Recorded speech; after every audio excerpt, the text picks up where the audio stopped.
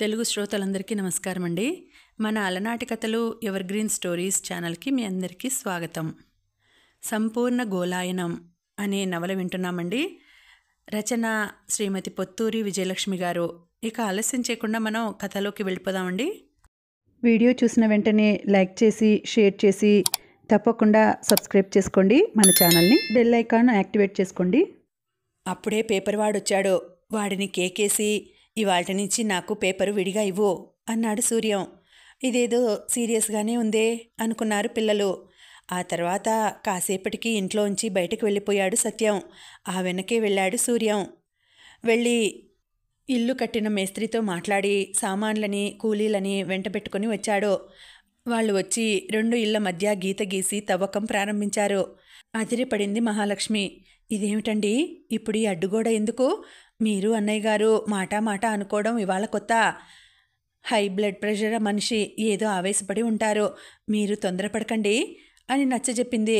కానీ ఆయన వినలేదు. నువ్వు నోరు మూసుకొని లోపలికి పో అని కసిరాడు. 11 గంటలకి ఇంటికొచ్చిన భర్తకి ఎదురు వెళ్ళి, ఏమండి కొంప మునిగింది, అన్నయ్య గారు అడ్డుగోడ కట్టిస్తున్నారండి, వెళ్ళి ఆపండి అని లబలబలాడింది వర్ధనమ్మ.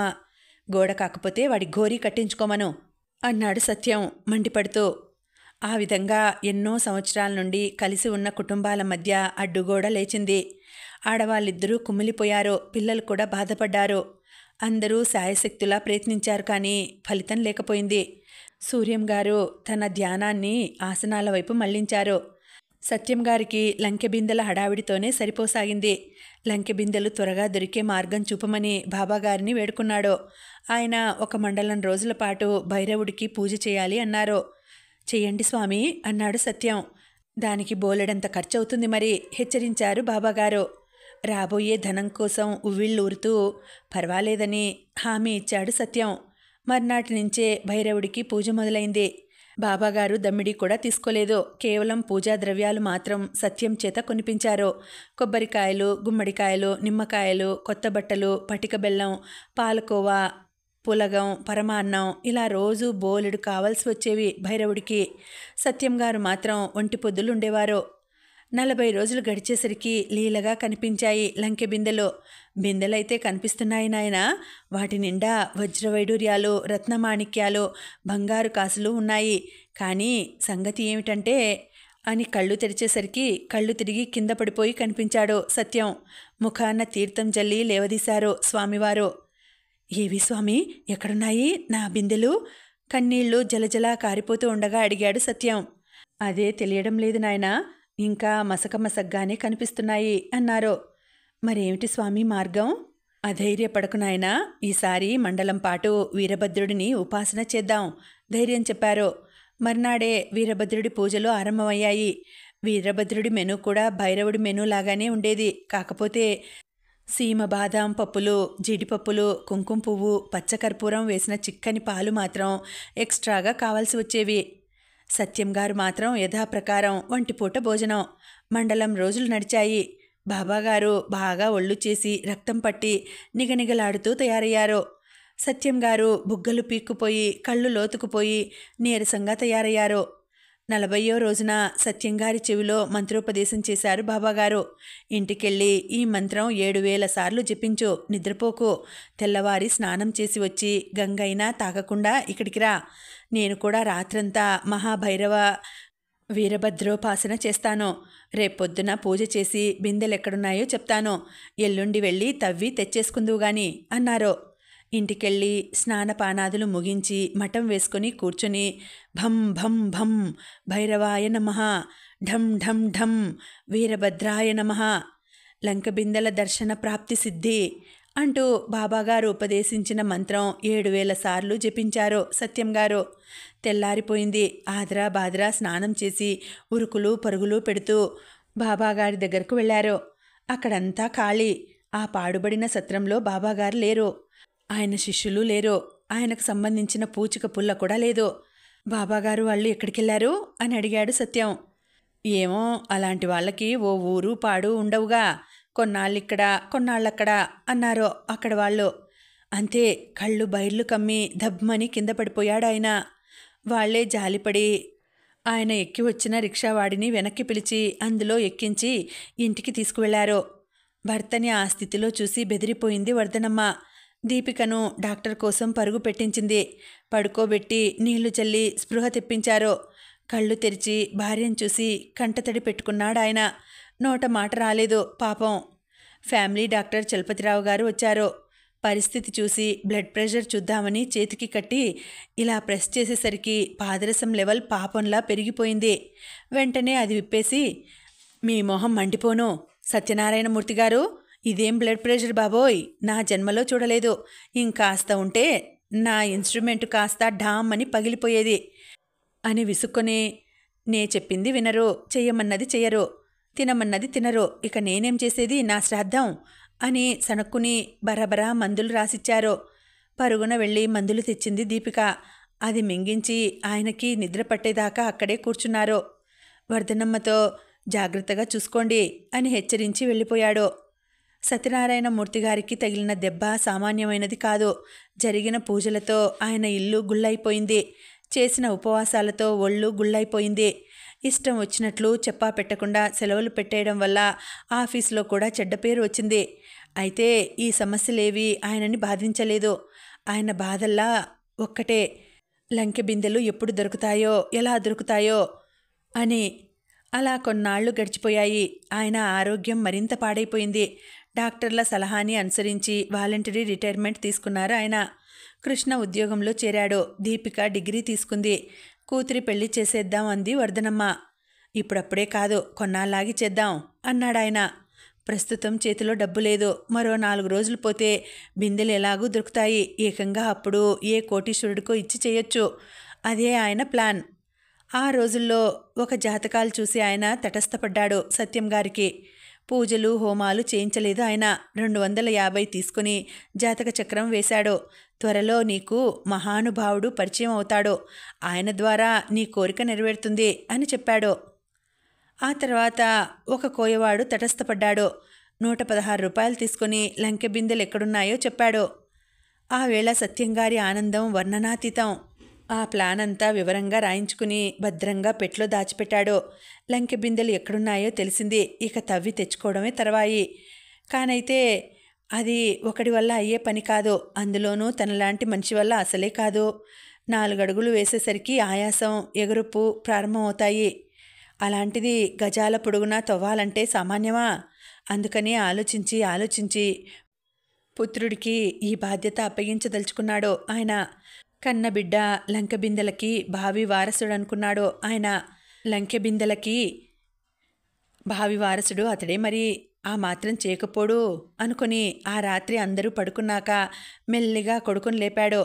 కృష్ణ, నీతో మాట్లాడాలి, నా దగ్గర కూర్చో అన్నాడు.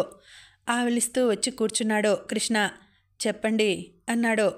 నీకో పెద్ద బాధ్యత అప్పగించదలుచుకున్నాన్రా అబ్బాయి, నా ఆరోగ్యం అంత బాగాలేదు అన్నాడు. ఏమిటా బాధ్యత? చెల్లాయి పెళ్ళా అడిగాడు కృష్ణ. కాదురా, ఎన్నాళ్లగానో నీకు చెప్పాలనుకుంటున్నాను. నా జాతకంలో లంకె బిందెలు దొరుకుతాయని రాసి ఉందట. అవి ఎక్కడున్నాయో కనుక్కునేందుకు నేను పడిన పాట్లు ఆ భగవంతుడికే ఎరుక. ఎలాగైతేనేం సాధించాను. వాటి ఆచూకీ దొరికింది. ఇక తవ్వి తెచ్చుకోవటమే తర్వాయి. నా వల్ల అయ్యే పని కాదు. చాలా శ్రమతో కూడుకున్న పని. నా ఆరోగ్యం అసలే అంతంత మాత్రంగా ఉంది. పోనీ అలా అని మరొకరికి పురమాయించే పని అంతకంటే కాదు. అందుకని ఇక నువ్వే సాధించాలి. బిందెలు దొరకగానే మన దశ మారిపోతుంది. నాకు ఒక్కగానొక్క కొడుకువి నువ్వు. నాకు, మీ అమ్మకి, చెల్లాయికి కలిపి ఒక బిందె. నీకొక్కడికే ఒక బిందె. నా బొంద మధ్యలోనే ఆపేశాడు కృష్ణ. మీకేమైనా మతిపోయిందా నాన్న? ఏమిటి మీరు చెప్పేది?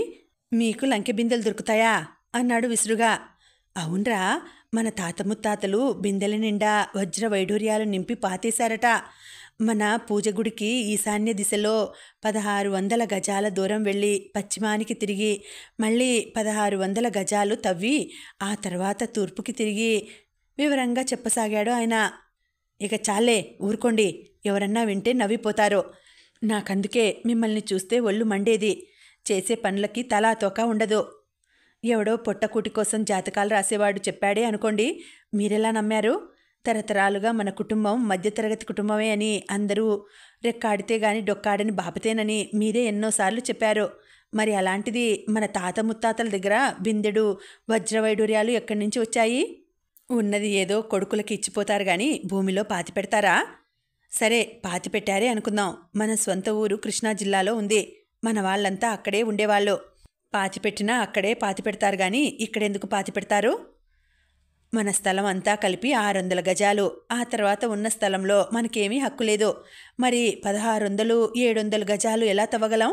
సరే, తవ్వాం, దొరికాయి అనుకోండి.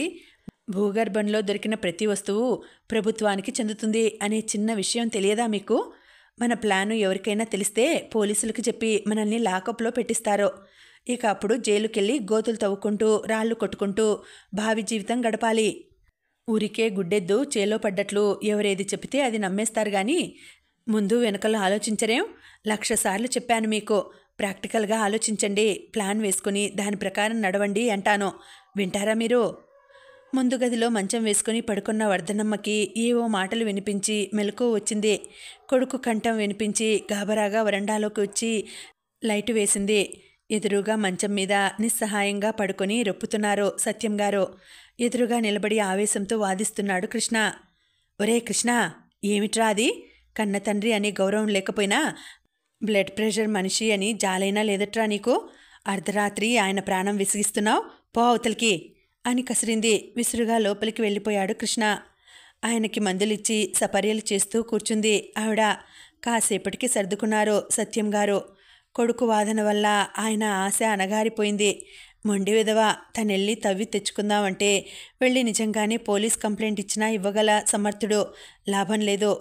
దీన్ని బట్టి ఆలోచిస్తే తనకు ఆ జాతకం వేసిన ఆయన చెప్పినట్లు మహాపురుషుడు ఇంకా తారసపడలేదు. కానీ దేనికైనా సమయం రావాలి అనుకున్నాడు దీనంగా నిట్టూరుస్తూ. దీపిక రిజల్ట్స్ వచ్చేశాయి. పాస్ అయింది. ఆ సందర్భంలో స్నేహితులంతా కలిసి పిక్చర్కి వెళ్దామని ప్లాన్ వేశారు. దీపికని కూడా రమ్మని బలవంతం చేశారు. అన్యమనస్కంగానే బయలుదేరింది దీపిక. సినిమా అయిపోయాక మా ఇంటికి రండి, ఐస్ క్రీమ్ ఇస్తాను అని బలవంత పెట్టి లాక్కుపోయింది ఒక ఫ్రెండ్. ఆ ప్రోగ్రాం కూడా అయ్యేసరికి 1 గంట అయింది. అమ్మాయిలంతా బస్టాప్కి వచ్చారు. ఎవరి దారిన వాళ్ళు వెళ్ళిపోయారు. దీప ఒంటరిగా మిగిలిపోయింది. బస్ ఎంతకీ రాలేదు. రిక్షా కూడా లేదు. చూసి చూసి విసుగు వేసి నడవటం మొదలుపెట్టింది. ఓ ఫర్లాంగు దూరం వచ్చేసరికి టపటపా వాన మొదలైంది. నిలబడడానికి డాబా ఏమీ లేదు. పక్కనున్న చెట్టు కిందకి వెళ్ళి నిలబడింది. క్రమంగా వాన ఎక్కువైంది. ఇక లాభం లేదని పక్కగా ఉన్న ఇంటి గేటు తీసుకుని ఇంటి వరండాలోకి వెళ్ళి నిలబడింది. ఆ లొకాలిటీలో ఇళ్ళు దూరంగా ఉన్నాయి. పమిటతో మొహం తుడుచుకుంటూ ఇంటిని పరిశీలించి చూసింది. ఇల్లైతే నీటుగానే ఉంది కానీ ఎక్కడా అలికిడి లేదు. వర్షం హెచ్చయింది. పొద్దునెప్పుడో తిన్న టిఫిన్, ఆ తర్వాత తిన్న ఐస్ క్రీం అరిగిపోయి కడుపులో ఎలుకలు పరిగెడుతున్నాయి. నీరసంగా మొహం వేలాడేసుకుని వర్షం వంక చూస్తూ నిస్సహాయంగా ఉండిపోయింది దీప. హఠాత్తుగా తలుపు తెరుచుకుంది. వరండాలోకి వచ్చాడు ఆ ఇంటి యజమాని. సగం తడిసిపోయి నిలబడిన దీపిక వంక ఎగాదిగా చూశాడు. హూ ఆర్ యూ అని అడిగాడు. నా పేరు దీపిక. పిక్చర్ నుంచి వస్తుంటే మధ్యలో వాన పట్టుకుంది, అందుకే ఇలా వచ్చి నిలబడ్డాను అంది మొహమాటంగా. తల పంకించాడాయన. ఇలాంటి అవస్థలు వస్తాయనే నేను ఏ సమయంలో ఎక్కడికి వెళ్ళినా అంబ్రెల్లా తీసుకువెళ్తాను. జనం నన్ను చూసి నవ్వుతూ ఉంటారు, అయినా నేను లెక్క చేయను. ఆ నవ్విన వాళ్ళు ఎవరైనా అవసరానికి వచ్చి ప్రొఫెసర్ పృథ్వీ ఇదిగో గొడుగు అని నాకిస్తారా? From now onwards you also take umbrella wherever you go అన్నాడు. ఆయన మాటలు నచ్చాయి దీపికకి. నిజమే, అలా అయితే ఈ పాటికి ఇంటికి చేరిపోయి అన్నం తినేసి పడుకొని ఉండేదాన్ని కదా అనుకుంది. కమాన్, లోపలికి రా, టీ తీసుకుందువు గాని అన్నారాయన. కంగారు పడింది దీపిక. వద్దండి, ఇప్పుడేమిటి, నేనింకా భోజనమే చేయలేదు అంది. సీరియస్గా చూశారాయన. మీ యంగ్ జనరేషన్ అంటే ఇందుకే నాకు నచ్చనిది. వేళకి తినరు, వేళకి విశ్రాంతి తీసుకోరు. భార్యడు పొద్దెక్కాక బ్రేక్ఫాస్ట్, అపరాహ్నం దాటాక లంచ్, అర్ధరాత్రి డిన్నర్. అందుకే ఈ రోజుల్లో ఆరోగ్యాలు అలా పాడైపోతున్నాయి. 25 ఏళ్లకి అల్సరు, 30కి లివర్ కంప్లైంట్, 35 కల్లా హార్ట్ అటాక్, ఇక కౌంట్ డౌన్ మొదలు. నన్ను చూడు, అంతా టైం ప్రకారం చేస్తాను. 6కి బెడ్ టీ, 7:30 బ్రేక్ఫాస్ట్, 11కి లంచ్, 2కి టీ, 7:30 డిన్నర్. అటు సూర్యుడు ఇటు పొడిచినా నా టైమింగ్స్ మారవు అన్నాడు. ఆయన చెప్పింది నచ్చింది దీపికకి. ఆ అలవాటే తనకు ఉంటే ఇప్పుడు ఈ ఆకలి బాధ ఉండేది కాదు కదా అనిపించింది. కమెన్ మరోసారి పిలిచాడాయన. మొహమాట పడుతూనే వెళ్ళింది. ముందు గదిలో పురాతనం పేం కుర్చీలున్నాయి. యూ సిట్ డౌన్ అని చెప్పి లోపలికి వెళ్ళాడు ఆయన. పావుగంటలో తిరిగొచ్చాడు. టీ, శాండ్విచెస్ ట్రేలో తీసుకొచ్చి ముందు పెట్టాడు. తీసుకో అన్నాడు. ఎదురుగా తిండి కనిపించేసరికి ప్రాణం లేచిరాగా వాటి మీదకి దాడి చేసింది దీప. కడుపు నిండా తినేసి టీ తాగింది. ఆకలి తీరేసరికి మొహమాటం వేసింది. ఛా, మరీ బకాసురుడి చెల్లెల్లా తినేశాను, ఏమనుకుంటున్నారో ఆయన అనుకుంటూ సిగ్గుగా తలెత్తి చూసింది. మెచ్చుకోలుగా దీపిక వంక చూస్తున్నాడు ఆయన. వెరీ గుడ్, నాకు నచ్చావమ్మా నువ్వు. ఈ రోజుల్లో ఆడపిల్లలు నాజూకులకు పోయి సరిగ్గా తినరు, ఇసురోమంటూ ఉంటారు. కానీ నువ్వలా కాదు, కడుపు నిండా తింటున్నావు, నాజూకుగా కూడా ఉన్నావు పొగిడాడు. ఆయనలా పొగడడం చాలా నచ్చింది దీపకి. ఇద్దరూ కాసేపు కబుర్లు చెప్పుకున్నారు. 3 గంటలైంది. ఇక నాకు టైం అయిందమ్మా, వెళ్ళి పని చూసుకోవాలి అని లేచాడు. బయటకు చూసింది దీప. ఇంకా వాన పడుతూనే ఉంది. మీ గొడుగు నాకిస్తారా సార్, రేపు తెచ్చిస్తాను. అంత ఆదరంగా మాట్లాడాడు కదా, ఇవ్వకపోతాడా అని అడిగేసింది. కానీ ఆయన సీరియస్గా చూశాడు. I'm sorry, I won't borrow things from others and I won't give my things to others అనేశాడు ఖచ్చితంగా. గతుక్కుమని sorry sir, thank you very much for your hospitality అని చెప్పి తడుస్తూనే రోడ్డెక్కింది. లక్కీగా రిక్షా దొరికింది. ఇంటికి చేరేసరికి తల్లి తండ్రి ఆదుర్దాగా వరండాలో నిలబడి ఉన్నారు. ఎక్కడికి పోయావేమే విసుగ్గా అడిగింది వర్ధనమ్మ. విషయం టూకీగా వివరించి లోపలికి వెళ్ళిపోయింది దీప. బట్టలు మార్చుకుని తల తుడుచుకుంటూ వచ్చి తండ్రి పక్కన కూర్చుంది. మాటల్లో మళ్ళీ ప్రొఫెసర్ గారి ప్రసక్తి వచ్చింది. మంచివాడు నాన్న, ఎంతో ఆదరంగా మాట్లాడారు, చూడ్డానికి మాత్రం పిచ్చివాడిలా ఉంటారు అంది. మేధావులంతా అలాగే ఉంటారమ్మా. ఎక్కడ పని చేస్తున్నారట ఆయన? ఏమో నాన్న, అదేం చెప్పలేదు. భూమి గురించి రీసెర్చ్ చేస్తున్నారట. ఎవరూ కని విని ఎరుగని విషయాలు ఎన్నో కనిపెట్టారట అంది దీప. హఠాత్తుగా మెరుపు మెరిసింది సత్యంగారి బుర్రలో. ఏమన్నావు? భూమి మీద రీసెర్చ్ చేస్తున్నాడా అన్నాడు. అవునాన్న, చాలా కాలంగా చేస్తున్నారట అంది దీప. అమ్మడు, రేపోసారి నన్ను ఆయన దగ్గరికి తీసుకువెళ్తావా అడిగారు సత్యంగారు. అలాగే అలాగే వెళ్దాం అనేసింది దీప. మర్నాడు రిక్షా కట్టించుకుని వెళ్లారు తండ్రి కూతుళ్ళు. లోపలికి వెళ్ళి తలుపు తట్టింది దీపిక. 5 నిమిషాల తర్వాత తలుపు తెరుచుకుంది. బుర్ర మాత్రం బయట పెట్టి సీరియస్గా చూస్తూ ఏమిటి అని అడిగాడు ప్రొఫెసర్ పృథ్వీ. చిన్నగా నవ్వి, ఈయన మా నాన్నగారండి, మీతో మాట్లాడాలని వచ్చారు అంటూ చెప్పబోయింది. మధ్యలోనే వారించేశారు ప్రొఫెసర్ గారు. ఇది నా study hour, you have to wait for 1 hour కొట్టినట్లే చెప్పేసి ధడాలున తలుపేసేసుకున్నాడు. గతుక్కుమంది దీప. నిన్న అంత ఆదరంగా మాట్లాడి శాండ్విచెస్ పెట్టిన పెద్ద మనిషి ఈయనేనా అని డౌట్ కూడా వచ్చింది. ఇబ్బందిగా తండ్రి వంక చూసింది. ఆయన కూడా నిరాశపడినా అంతలోనే తేరుకొని, పండ్లో ఉన్నట్లున్నారమ్మా, అలా కూర్చుందాం అన్నాడు. తండ్రి కూతుళ్ళిద్దరూ చెట్టు క్రింద ఉన్న సిమెంట్ బెంచ్ మీద కూర్చున్నారు. టంచనుగా గంటయ్యాక తలుపు తెరుచుకుంది. లోపలికి రండి చల్లగా నవ్వుతూ ఆహ్వానించాడు పృథ్వీ. ఆశ్చర్యంగా లేచి లోపలికి వెళ్లారు విజిటర్స్. కూర్చోండి ఆదరంగా కూర్చోబెట్టి లోపలికి వెళ్ళాడు. చూసావా అమ్మా, ఆయనకి పనంటే ఎంత శ్రద్ధో. మరి అసలు గొప్పవాళ్ళంతా అంతే, వర్క్ ఈజ్ వర్షిప్ అన్నట్లు ప్రవర్తిస్తారు అన్నాడు. తల ఊపింది దీపిక. లోపల నుంచి 3 పొడుగు గాజు గ్లాసుల్లో పళ్ళరసం పట్టుకొచ్చారు ప్రొఫెసర్ గారు. తీసుకోండి అన్నాడు. ఇప్పుడెందుకండి ఇవన్నీ మొహమాట పడ్డారు సత్యం గారు. నేనెప్పుడూ ఈ టైంలో పళ్ళరసం తీసుకుంటాను. ఆలోచనలతో వేడెక్కిపోయిన మెదడుని చల్లబరుస్తుంది ఫ్రూట్ జ్యూస్. నాతో పాటు నీకును అన్నారాయన పళ్ళరసం గుటకలు వేస్తూ. మహానుభావుడు అనుకుంటూ తాగేశారు సత్యం గారు. అమ్మాయి మీ గురించి చెప్పింది, మీతో పనుండి వచ్చాను సార్ అన్నారు. సారీ, నా పనులతోనే తీరి ఏడవద్దు నాకు. ఇంకా ఇతర పనులు ఎలా చేస్తానో నిర్మోహమాటంగా చెప్పేశారు పృథ్వీగారు. నీరు గారిపోయారు సత్యం గారు. మీ మీద ఆశ పెట్టుకుని వచ్చాను సార్, పోనీ విని చూడండి అన్నారు దీనంగా. సరే చెప్పండి గొంతు సవరించుకుని మొదలుపెట్టారు సత్యం గారు. ముందు నిరాసక్తిగా చెవులు అప్పగించినా తర్వాత చాలా శ్రద్ధగా విన్నారు ప్రొఫెసర్ గారు. It is an interesting case. అన్నారు చివర్లో. అయితే సార్ వాటిని కనిపెట్టడం సంభవమేనంటారా? ఆఖరు ప్రయత్నంగా ఆశగా అడిగాడు. భుజాలెగరేశాడు పృథ్వీ. ఎందుకు సంభవం కాదు? ఎదురు ప్రశ్న వేశారు. కొడుకు చేసిన క్రాస్ ఎగ్జామినేషన్ వివరించాడు సత్యం. తేలిగ్గా కొట్టిపారేశారు ప్రొఫెసర్ గారు. అలా అనుమానపడి తవ్వకుండా ఊరుకుంటే నలందా విశ్వవిద్యాలయం మనకు దొరికేదే కాదు అన్నారు. చాదస్తంగా వదిలేసి ఊరుకుంటే మ్యాన్ చంద్రమండలం మీదికి వెళ్ళేవాడు కాదు అన్నారు. ప్రాచీనమైన జ్యోతిష్య శాస్త్రాన్ని అంత తేలిగ్గా తీసి పారేయడానికి వీల్లేదు అన్నారు. సత్యం గారి మొహం చింకిచేటంత అయింది. బాబూ, ఈ మహత్కార్యం మీ వల్లనే నెరవేరాలి అన్నారు ఆశగా. దీర్ఘంగా ఆలోచించారు ప్రొఫెసర్ గారు. నేను భూమి మీద రీసెర్చ్ చేస్తున్నాను, మీ విషయం కూడా చూడగలను, కానీ టైం లేదు. నాకు ఎవరైనా ఇంట్రెస్ట్ తీసుకొని మొదలు పెడితే సాయం చేయగలను అన్నారు. అర్థం కానట్లు చూశారు సత్యం గారు. అదే, మీరు రోజు వచ్చి ఈ వర్క్ చేయండి, నేను సలహాలిస్తాను. ప్రొఫెసర్ గారి మాటలు విని నీరుగారిపోయారు సత్యం. నేనసలే బ్లడ్ ప్రెషర్ మనిషిని. Doctor bed rest తీసుకోమన్నాడు.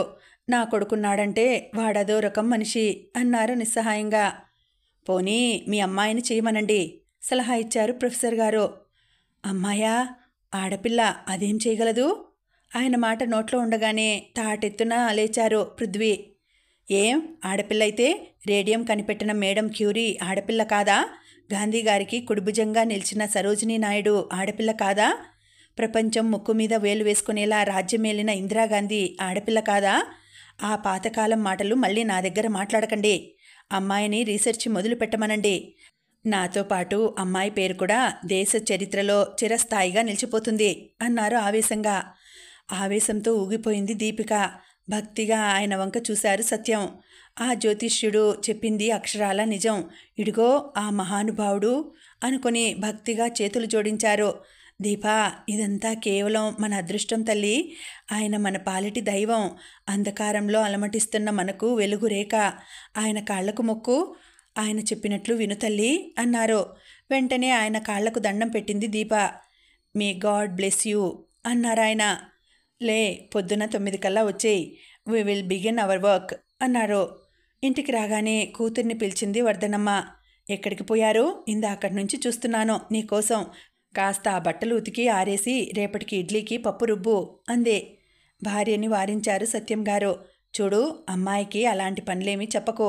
దానికి బోలెడంత పనుంది. రేపటి నుంచి దీప రీసెర్చ్ చేస్తుంది. దాని జోలికి వెళ్ళకు అన్నారు. ఆవిడకు కోపం వచ్చింది. కానీ అసలే బ్లడ్ ప్రెషర్ మనిషి, అందున ఎండన పడి వచ్చారు. అందుకే ఊరుకుంది. దీప రీసెర్చ్ మొదలైంది. ద్రోణాచార్యుడికి అర్జునుడిలాగా ఆయనకి దీప అంటే బోల్డంత అభిమానం. దీపకి కూడా ఆయనంటే బోల్డంత భక్తి, భయం. ఆయన మాటంటే మహాగురి. అలా గడిచిపోతున్నాయి రోజులు. కరెంటు పోయి ఫ్యాన్ ఆగిపోవటంతో మెలకువ వచ్చింది మోహన్కి. బద్ధకంగా లేచిన వెంటనే అసలు తనెక్కడున్నాడో గుర్తు రాలేదు. తర్వాత గుర్తొచ్చింది, నారాయణమూర్తి గారింట్లో ఉన్నాడని. లేచి యువతలకి వచ్చాడు. అదే సమయంలో పక్క గదిలో నుంచి బయటకు వచ్చింది భారతి. ఇతన్ని చూడగానే నిండుగా నవ్వుతూ, హలో బావా, నాన్న చెప్పారు నువ్వు వచ్చావని. నీకోసం వస్తే నిద్రపోతున్నావు, ఎందుకులే లేపటం అని లేపలేదు అంది ఆప్యాయంగా. ఆ ఆప్యాయతకు ముగ్ధుడై పరిశీలనగా చూశాడు మోహన్. అమ్మాయిలు 2 రకాలుంటారు. కొందరు సన్నజాజి పువ్వులు, మరికొందరు ముద్దబంతి పువ్వులు. భారతి రెండో కోవకి చెందుతుంది. బొద్దుగా ముద్దుగా ఉంది. తెల్లటి కాంప్లెక్షన్, పొట్టి జడ, ఆప్యాయత కురిపించే చిరునవ్వు. కన్నార్పకుండా తన వంక చూస్తున్న అతన్ని చూసి నవ్వేసింది భారతి. ఏమిటి బావా అలా చూస్తున్నావు అందే. ఏం లేదు అనేశాడు మోహన్. సరేలే, కిందకెళ్తున్నావా అడిగింది. అవును అన్నాడు. నాన్న వంటింట్లో ఉంటారు, నువ్వెలాగూ వెళ్తున్నావు కదూ, నాకు కాఫీ పంపించమని చెప్పు అనేసి చేతిలోని వారపత్రిక చదువుకుంటూ వెళ్ళిపోయింది భారతి. అయోమయంగా చూసి కిందికి వెళ్ళాడు మోహన్. వంటింట్లో ఉన్నారు సూర్యం గారు. భారతికి కాఫీ కావాలట అని చెప్పాడు. అలాగా, వస్తున్నా ఉండు అనేసి కంగారుగా కాఫీ కలుపుకొని మేడ మీదకి వెళ్ళాడు. కాస్త అటు ఇటు అయితే తట్టుకోలేదు. మరి 7 మల్లెపూల ఎత్తు పిచ్చి తల్లి. తిరిగొచ్చి మోహన్కి కాఫీ ఇస్తూ కూతురు గురించి చెప్పుకొని మురిసిపోయాడు.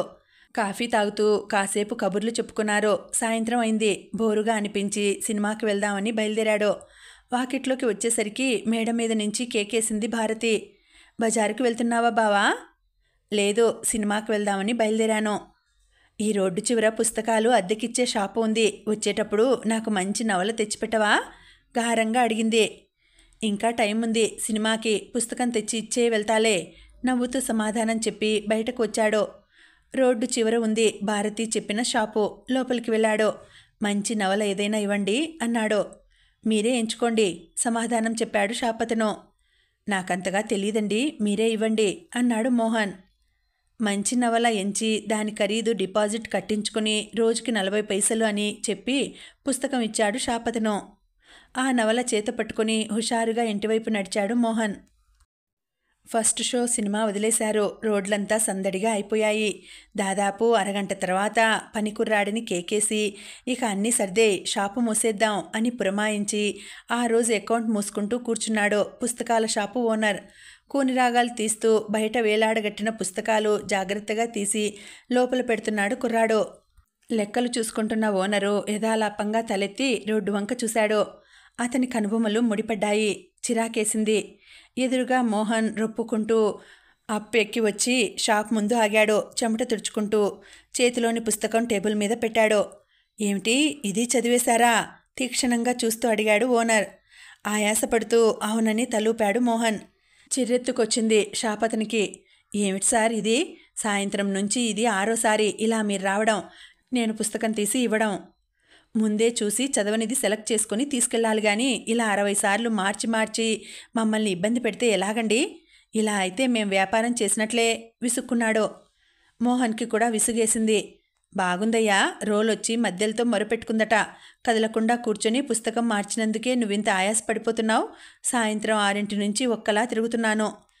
అటునుంచి ఇటు, ఇటునుంచి అటు టెన్నిస్ బంతిలా తిరిగి తిరిగి కాళ్ళు పీకేస్తున్నాయి. నా గోడు ఎవరితో చెప్పుకోమంటావు? విసుగ్గా కసిరేసి అక్కడున్న కుర్చీలో కూలబడ్డాడు. ఆ షాపత్నికి జాలేసింది.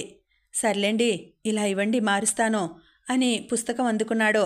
మిమ్మల్ని ఇదివరకెప్పుడూ చూడలేదు, కొత్తగా వచ్చారా? పుస్తకాల అలమరా వైపు నడుస్తూ ప్రశ్నించాడు. చెప్పాడు మోహన్. ఎక్కడుంటున్నారు? మరో ప్రశ్న. పుస్తకాలు వెతుకుతూ వివరించాడు మోహన్. గతుక్కుమన్నాడతను. సూర్యనారాయణమూర్తి గారింట్లోనా? అవును. అయితే ఈ పుస్తకం అనుమానంగా అడిగాడు. అసలే విసుగ్గా ఉన్నాడేమో. వాళ్ళమ్మాయికి కొట్టినట్లు చెప్పాడు సమాధానం. మోహన్ చేస్తున్న ప్రయత్నం విరమించుకుని బయటకు వచ్చేశాడు. వెళ్ళి 2 కూల్ డ్రింకులు పట్రారా అని కుర్రాడికి ఆర్డర్ వేసి మోహన్ దగ్గరే కూర్చున్నాడు ఓనర్. భారతిగారి కోసమని ముందే చెప్తే మీకు నాకు శ్రమ తప్పేదిగా అన్నాడు ఆదరంగా. అయోమయంగా చూశాడు మోహన్. సిగరెట్ వెలిగించి చిన్నగా నవ్వాడతను. చూడండి సార్, అసలు మిగిలిన అన్ని భాషల కంటే మన తెలుగు భాషలో వారపత్రికలు, నవలలు ఎంతో ఎక్కువ. మన తెలుగు వాళ్లలో ప్రతి 10 మందికి 4 రచయితలు ఉన్నారట. మన రచయిత్రులు నిర్విరామంగా అహర్నిశలు బుర్రెలు వేడెక్కిపోయేలా ఆలోచించి నడుం పీకేలా కూర్చొని చేతులు నొప్పెట్టేలా రాస్తూనే ఉన్నారు. పోటీలు పడి వాటిని ప్రచురిస్తున్నారు. పుంఖానుపుంఖాలుగా వెలువడే పత్రికల ఎడిటర్లు. పత్రికల్లోని నవల్స్ని పుస్తక రూపంలో ప్రింటు చేయిస్తున్నారు పబ్లిషర్సు. కానీ వారందరినీ ఓడించేస్తున్నారు కుమారి భారతిగారు. ఇంతమంది ఇన్ని రకాలుగా రాసిన రచనల్ని వేరుశనగ పప్పుల్లా నమిలేసి ఇంకా చాలక ఇబ్బంది పడిపోతున్నారు ఆవిడకో ఆపకుండా సప్లై చేయాలంటే ఈ స్పీడ్ చాలదు. ప్రతి 10 మందికి 9 మంది రచయితలు బయలుదేరాలి. మాసపత్రికలు పక్షపత్రికలై, పక్షపత్రికలు వారపత్రికలై, వారపత్రికలు దినపత్రికలై వెలువడాలి. అప్పటికైనా భారతిగారిని గెలవటం కష్టం. నోరావళించి వింటున్న మోహన్ కుర్రాడు తెచ్చిన కూల్ డ్రింకులు ఎందుకు ఏమిటి అని మొహమాట పడకుండానే అందుకొని గడగడా తాగేశాడు. కూల్ డ్రింక్ గుడక వేసి మళ్ళీ మొదలుపెట్టాడు షాపతను. 3 ఏళ్ల కిందట నేను ఈ షాప్ ఓపెన్ చేశాను. మొదటి రోజే వచ్చింది భారతమ్మ. మంచి పని చేశారు. దగ్గరలో వెదవది ఇలాంటి పుస్తకాల కొట్టే లేదు. చచ్చి చెడి సెంటర్ దాకా వెళ్లాల్సి వచ్చేది. ఇప్పుడు ఆ అవస్థ తప్పింది అని మెచ్చుకుని పుస్తకం పట్టుకెళ్ళింది. అద్దె ఎంతండి అని అడిగింది వెళ్తూ. రోజుకి 30 పైసలమ్మా అన్నాను. మరి పుస్తకం ఇవాళే ఇచ్చేస్తే అని అడిగింది. నాకు నవ్వొచ్చింది. మీరంత స్పీడుగా చదవాలే గాని చదివితే పట్రండి, 2వ బుక్ ఫ్రీగా ఇస్తాను అన్నాను. అదిగో అదే నేను చేసిన తెలివి తక్కువ పని. నా గొయ్యి నేనే తవ్వుకున్నాను. ఫలితం 4 రూపాయలు మాత్రం చెల్లించి 10 రోజులు తిరగకుండానే నా దగ్గరున్న నవలలన్నీ చదివేసింది ఆవిడ. తెల్లారగానే సిద్ధం. కొత్త పుస్తకాలేమైనా వచ్చాయా అండి అంటూ నాకేడుపు వచ్చేది. ప్రతిరోజు కట్ల కొద్దీ కొత్త పుస్తకాలు ఎక్కడి నుంచి వస్తాయమ్మా? రాసేవాళ్ళు రాయాలి, ప్రింట్ చేసేవాళ్ళు చెయ్యాలి. అప్పుడు కదా అమ్మా మేం కొని అద్దెకి ఇచ్చేది, మీరు చదివేదిను అన్నాను. అంతేకాదు కొత్త నవల రాగానే నేనే మీకు కబురు చేస్తాను, లేదా స్వయంగా వచ్చి అందజేస్తాను. ఇలా రోజుకి 10 సార్లు తిరక్కండి, మీకు శ్రమ నాకు శ్రమ అన్నాను.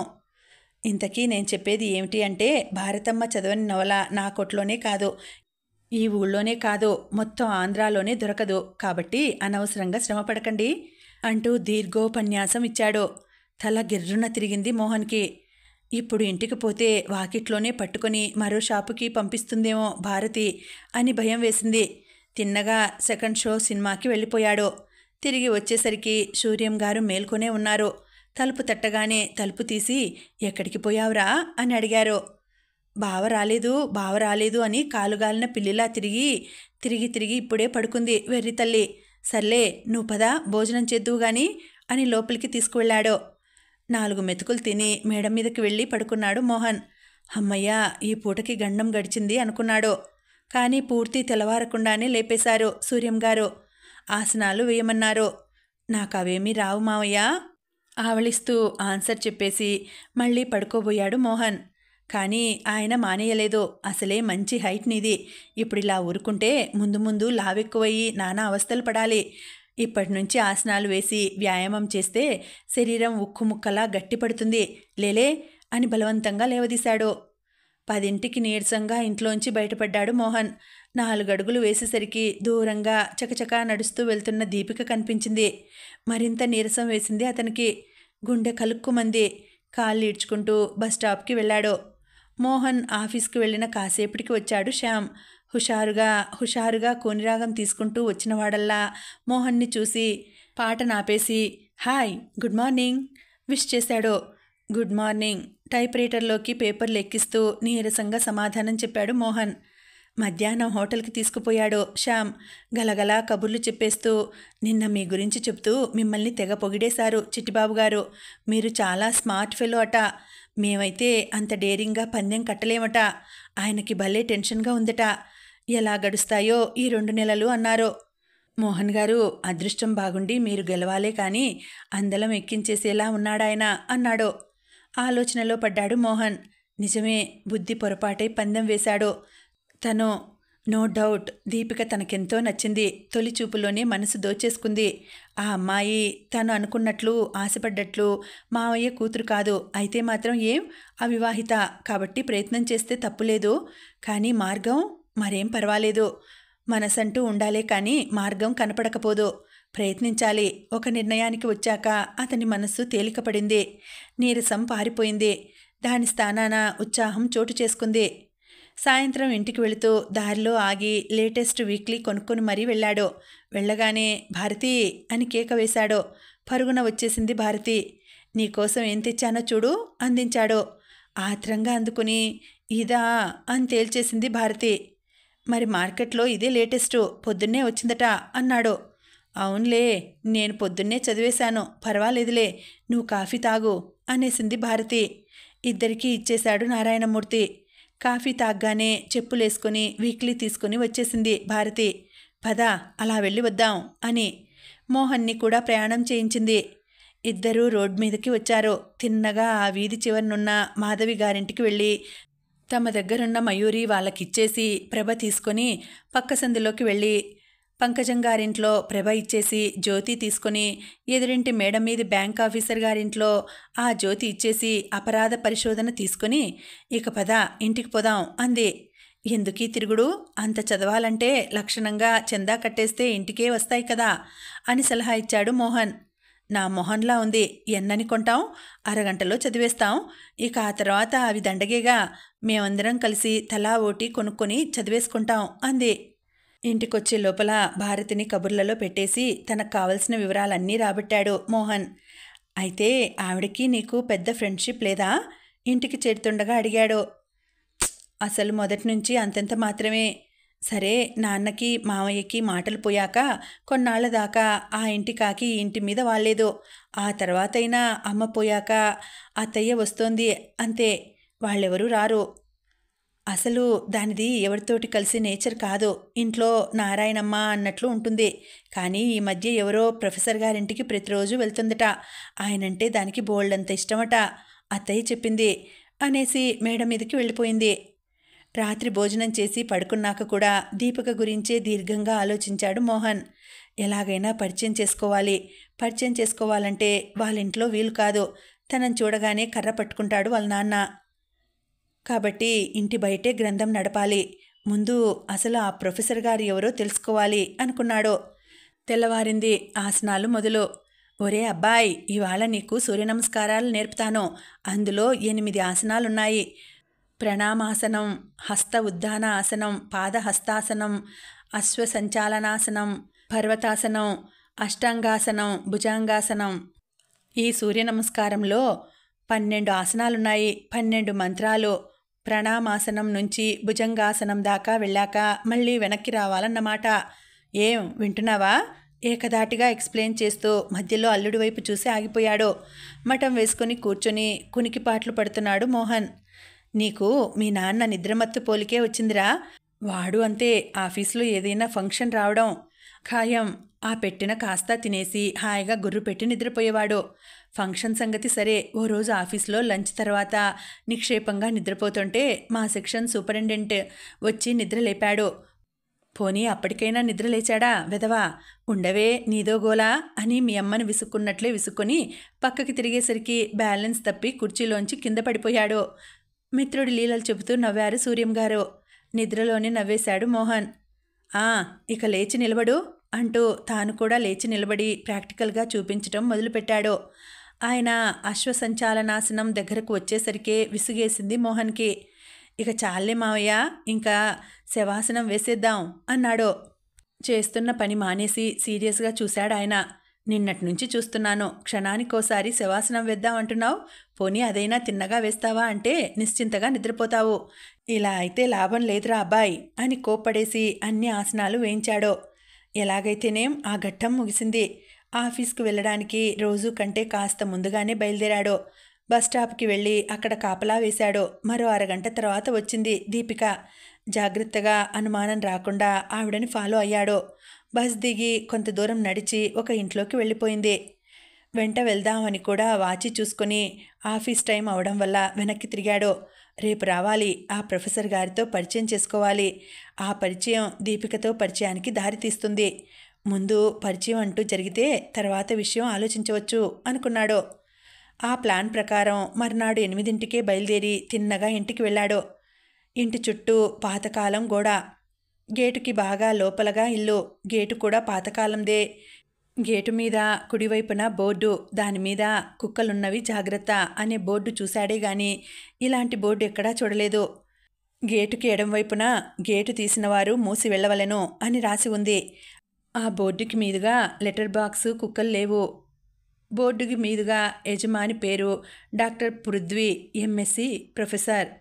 ఒక్క క్షణం గంభీరంగా ఉన్న ఆ ఇంటివైపు చూసి కాస్త సంకోచంతో మరి కాస్త మొహమాటంతో గేటు తీశాడు. కిర్రు కిర్రుమంటున్న గేటు శబ్దానికి బయటకు వచ్చారు ప్రొఫెసర్ గారు. తీక్షణంగా అతని వంక చూసి చరచరా గేటు దగ్గరికి వచ్చారు. Who are you? Why are you playing with the gate అని గద్దించారు. I'm not playing sir, I'm trying to close it బెదిరిపోయి సమాధానం చెప్పాడు మోహన్. ఓ అని తల పంకించి, ఈ గేట్ ఇలా బార్లా తీసేస్తే వెయ్యటం కష్టం, రెండో మనిషి సాయం కావాలి అంటూ లోపలికెళ్ళిపోయిన గేటుని తీసుకువచ్చారు. మోహన్ యువతలి గేటుని తీసుకువెళ్ళాడు. రెండూ కలిపి గడియ వేశాడు ప్రొఫెసర్ గారు. ఇప్పుడు చెప్పు, ఎవరు నువ్వు అని అడిగారు. నా పేరు మోహన్ అండి, ప్రొఫెసర్ గారి కోసం వచ్చాను అన్నాడు గేటుకి యువతలు నిలబడి. అలాగా, నా కోసం వస్తే మరి బయటికి వెళ్ళిపోయావేం అడిగారు. కావాలని బయటికి రాలేదండి, గేటు వేసే ప్రయత్నంలో యువతల ఉండిపోయాను.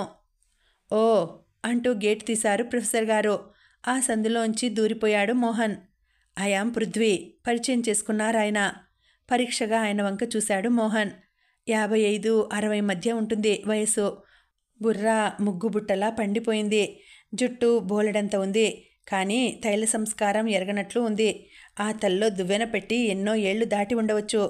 మంచి పొడగరి, నస్యం రంగు సూటు, గళ్ళ షర్టు, తెల్లటి రంగు టై, బూడిద కొట్టుకుపోయిన బూట్లు, సీరియస్గా ఉన్న మొహంలో తీక్షణంగా మెరుస్తున్న కళ్ళు, కళ్ళజోడు.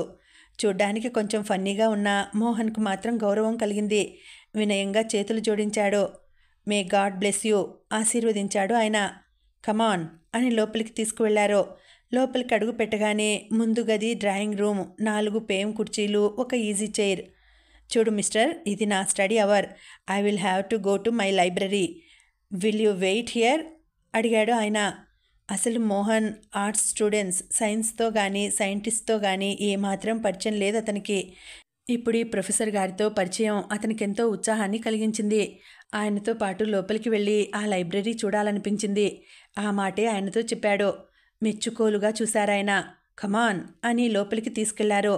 This is my library. నువ్వు ఏమైనా కావాలనుకుంటే తీసి చదువుకో, లేకపోతే మాట్లాడకుండా కూర్చొని ఏమాత్రం చప్పుడు చేయకో, నాకు డిస్టర్బెన్స్గా ఉంటుంది అనేసి సీరియస్గా వెళ్ళి తన సీట్లో కూర్చున్నారు.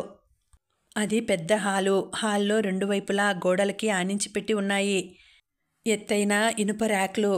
ఇరువైపులా ఉన్న ఇనుప ర్యాక్స్లో ఒకదానిలో పుస్తకాలు, మిగిలిన వాటి నిండా పట్టుకుంటే పడిపోయేటట్లు పేపర్లు, ఫైల్స్, వాటి నిండా దుమ్ము ధూళి, దూది బేళ్లలాగా కట్టిన పాత పేపర్లు. ఎదురుగా మధ్యలో పెద్ద టేబుల్, దానిమీద కూడా బోలెడన్ని ఫైళ్ళు. ఆ బల్లకి ఇటువైపు 2 కుర్చీలు, అటువైపు రివాల్వింగ్ చైర్. దాంట్లో కూర్చుని బరబరా రాసేసుకుపోతున్నారు ప్రొఫెసర్ గారు.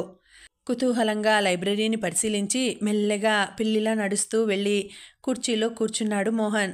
కాసేపు నిశ్శబ్దంగా కూర్చునేసరికి విసుగేసింది అతనికి. అదిగాక ఆఫీస్కి టైం కూడా అయిపోతుంది. కాసేపు సంకోచించి మెల్లగా లేచి నిలబడి సార్ అన్నాడు. ఆయన సమాధానం చెప్పలేదు. కనీసం తలెత్తి కూడా చూడలేదు. మరో నిమిషం సమాధానం కోసం చూసి మరోసారి సార్ నేను వెళ్ళొస్తానండి, రేపు మళ్ళీ వస్తాను అన్నాడు మెల్లిగా. రాసుకుంటూనే తల ఆడించాడు ఆయన. మెల్లగా బయటికి వచ్చేశాడు మోహన్. రోడ్డు మీదకి వచ్చి బస్టాప్ దగ్గర ఉన్న కిల్లీ కొట్టు దగ్గర కూల్ డ్రింక్ తాగాడు. డబ్బులు ఇస్తుండగా బస్లోంచి దిగింది దీప. తల వంచుకొని తిన్నగా ప్రొఫెసర్ గారింటి వైపు వెళ్ళిపోయింది. ఇంకా ఉందండి, కథ కొనసాగుతుంది. మళ్ళీ వచ్చే వీడియోలో తర్వాతి భాగం వినేద్దామండి. అంతవరకు సెలవు. నమస్తే.